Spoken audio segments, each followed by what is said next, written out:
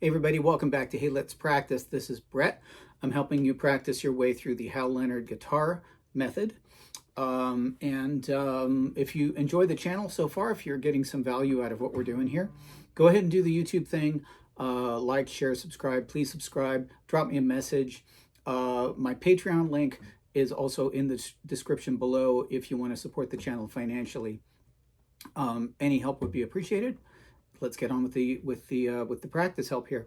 So today we're doing number 86 on page 38. Yeah, 38 of the Hal Leonard guitar method. This is called This Train, and this tune has a couple of nice features to it. So first of all, we're using many of the notes that we already know.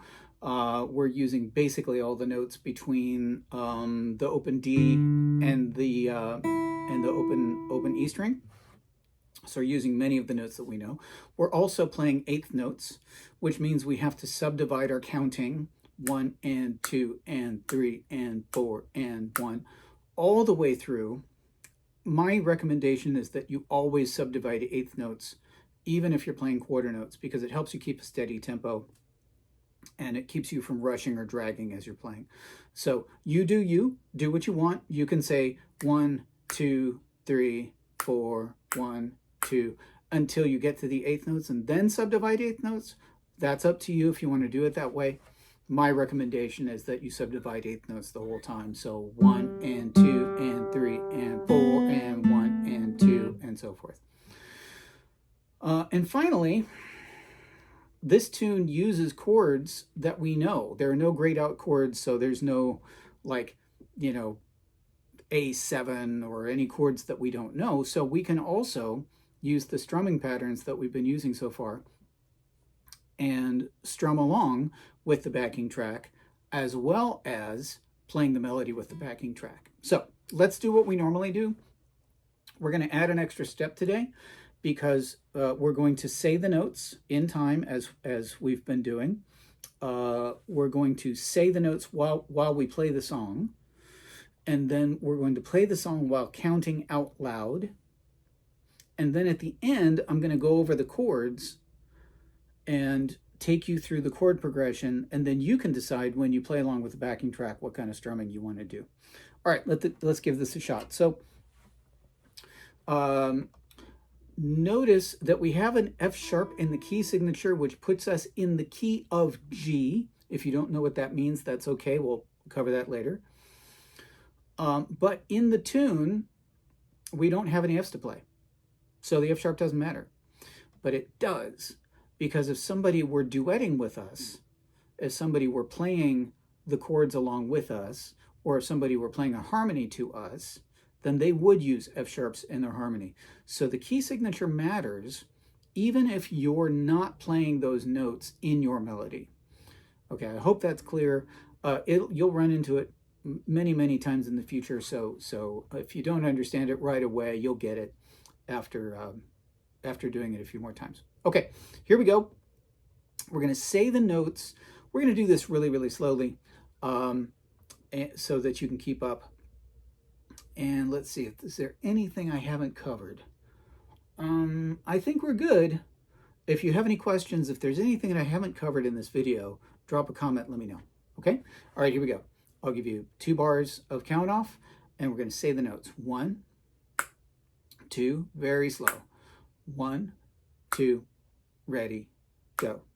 G, G, B, A, G, E, D, G, G, 3, 4, tied to a whole note, 2, 3, 4, second line, B, D, hold it, D, E, D, B, D, D, A, 3, 4, tied to a whole note, 1, 2, 3, 4, B, D, D, E, D, watch out, B, B, G, G, A, G, E, E, G, B, G, E, D, G, G, hold it, B, A, G, E, D, G, G, 3, 4, 1, 2, stop. Okay, very good. Now, real quick question. Why is there a half rest if the tune ends on beat 3? What's the point? In music, in written music, we want to have complete measures whenever we can. So if you were following along with the videos where we were talking about pickups, we know that if you have a pickup at the beginning, you have to make up for it at the end. Well, in this case, we start on beat 1, which means we need a full measure at the end. Not every composer is gonna follow that rule, but most of the time. It's gonna happen most of the time. Okay, now we're gonna play the tune. Find your open G, close your eyes real quick. And I want you to find your G, however you wanna find your G. There's my G. I made it. Sometimes I miss when my eyes are closed. If you like to have an anchor point while you're playing, that's fine. I tend to try to keep my hand loose, but I'm not a super fast guitar player either. I'm kind of a meat and potatoes sort of guitar player, so it might benefit me at some point to learn to play with an anchor point. At the moment, I'm not that concerned. Okay, let's try it. So we're going to play and say in time. All right, good luck. Here we go. Slow, really, really slow. 1, 2, 1, 2, ready, go. G, G, hold it. B, A, G, E, D, G, G, 3, 4, hold it. 1, 2, 3, second line. B, D, hold it. D, B, B, B, B, D, A, 3, 4, hold it. 1, 2, 3, 4. B, D, hold it. D, E, D, watch out. B, B, G, G, A, G, E, E, G, B, G, E, D, G, G, hold it. B, A, G, E, D, G, G, 3, 4, 1, 2, done. Okay. So, hopefully you were able to keep up, especially when we hit the 8th notes. Now, as we say the counts and play the tune, again, I'm going to reiterate, I subdivide 8th notes through the whole thing. I'm going to say 1 and 2 and 3 and 4 and 1 and 2 and 3 and so forth. If you want to keep just counting the beats until you get to the 8th notes, that's fine. A lot of people do that.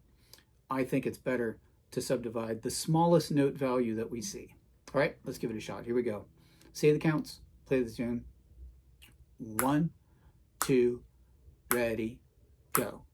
1 and 2 and 3 and 4 and 1 and 2 and 3 and 4 and 1 and 2 and 3 and 4 and 1 and 2 and second line and 1 and 2 and 3 and 4 and 1 and 2 and 3 and 4 and 1 and 2, whoops, 2 and 3 and 4 and 1 and 2 and 3 and 4 and 1 and 2 and 3 and 4 and 1 and 2. Here it is. 3 and 4 and 1 and 2 and 3 and 4 and 1 and 2 and 3 and 4. 1 and 2 and 3 and 4 and 1 and 2 and 3 and 4 and 1 and 2 and 3 and 4 and 1 and 2 and stop. Okay. Now, there's one thing that drove me a little nuts when I was first doing this. Again, I come from a classical music background, spent, decades playing the trumpet and playing in orchestras and brass quintets and all that kind of stuff. It bothered me a little bit to say, listen, and the G is still ringing, right? So what I would do, and again, this is totally optional, I would just touch that string when I went to the B.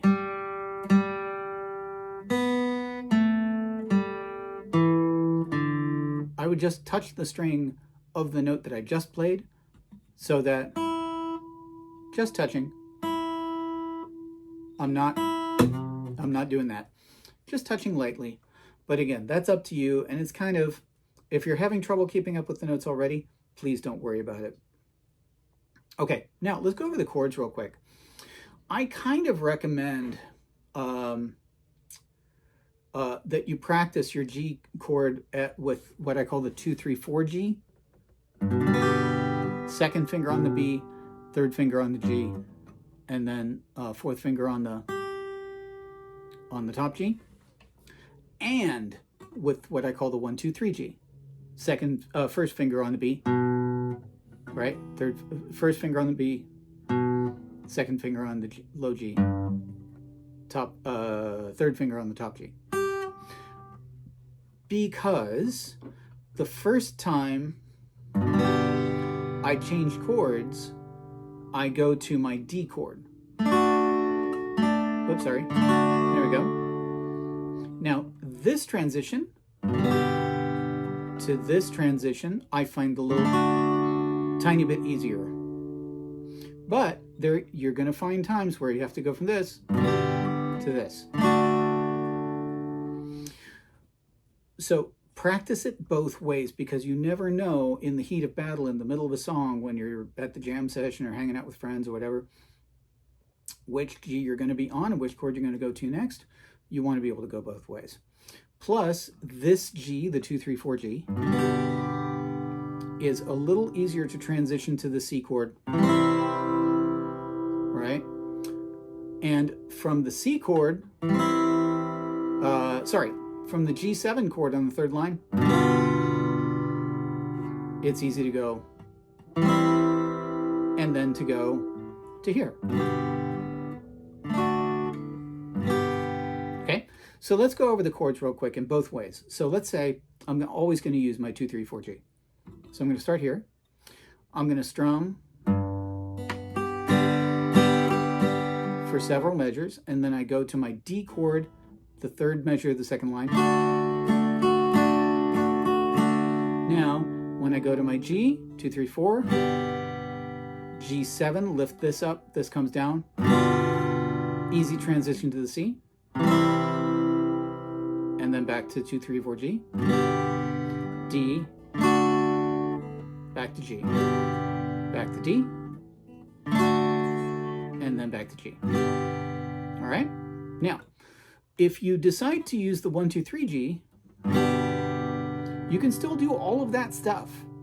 It's just a little bit more complicated. So let's go over it real quick. So we play 6 bars worth of our G chord, and then we go to our D, which means that this finger comes up to here and these two fingers come down here. Right? This comes back down, these go up. Now for the G7, I've got to move everything. Easy transition to C. 1-2-3 G. Back to D7, G, D major. Hit an A there, sorry about that. And then back to G. So you can do it either way. 2-3-4 G is a little bit easier, but 1-2-3 G is perfectly doable as well if you practice it. Okay, hope you had some fun with this. Enjoy. The backing track is quite a bit faster as usual, so just take your time, play this for a bunch of days, many repetitions, and you'll work it out. Okay, have fun with this. I'll see you in the next video. All right, bye everybody.